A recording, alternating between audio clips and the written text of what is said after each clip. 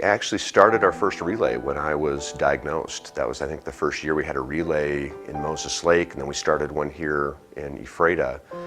And so for me, the relay became a part of my whole cancer experience. That's where we found the sense of community with other survivors, other believers, other family members. That sense of community is what the relay is all about for me. So I can't separate one from the other. And to be able to go to a relay now as a survivor and be able to say, keep fighting, to just express that sense of we're all in this together, that's priceless for us. And the relay is a huge symbol of kind of what this community is about, and just in a larger sense what is going on nationwide. Terry, you've been involved with Relay for Life for a long time now, not just with Moses Lake, but you travel and you get to a lot of these events. How many events have you been to this year? This is my fourth one. Fourth one this year, and you just got back. Last night you were with us in Quincy, and you went to the Tri-Cities. Right. And then up bright and early this morning here. Wow.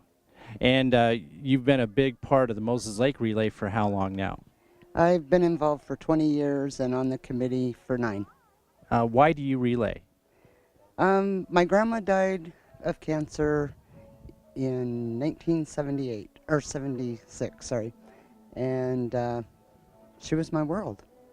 And when I got involved in 94, and it was for her. And then my dad was diagnosed also in 94, and several relatives and friends. It's hard to find someone who isn't touched by cancer in some way, isn't it? It is. It is. It really is. Now, one of the misconceptions, and correct me if I'm wrong, but one of the misconceptions about the relays is that it's a very somber event. That's really not the case. We've got a lot of stuff going on at these. Talk to me about what you guys did there in Moses Lake. It's basically a celebration. We're celebrating everybody who has, fought and survived. And we have games. We had different themed laps all night long. We had music, and they had an activity for both adults and kids every hour, all night long, and everybody had a blast. It was, we have our moments that, it's the survivor lap is kind of somber, but it's also a celebration. And the luminaries, where we remember and honor all of them that are fighting. But sometimes it's got almost a carnival atmosphere. It really does. And you guys have music and entertainment out there? All night long. There's other things that go on during the course of the year, some fundraisers. Tell me about some of those. We've been doing one where we have a dinner, dance, and auction.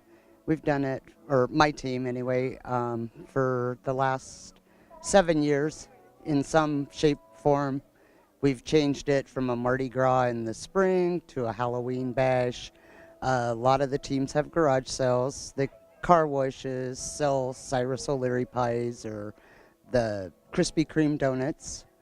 And this goes on all year. I mean, all year there's something. And you guys even, you were able to get a comedy team down. Tell me about that. It was called the Boob Tour. We have to keep this clean. Can you please? It was a great comedy group. I'm kidding. I mean, that's what it was called. It was called the Boob Tour because... Well, the head guy, his name is James, and he's from Canada, and his best friend in high school's mom passed away of breast cancer. So they decided that a bunch of comedians got together, and I think they've been doing it about 4 years now.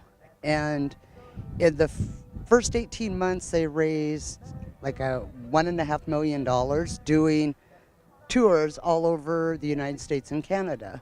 And he contacted me and says, hey, I'm going to be in the area. Would you guys like to do a comedy show? And we've done 2 with them, and we're hoping to do another one maybe later this year.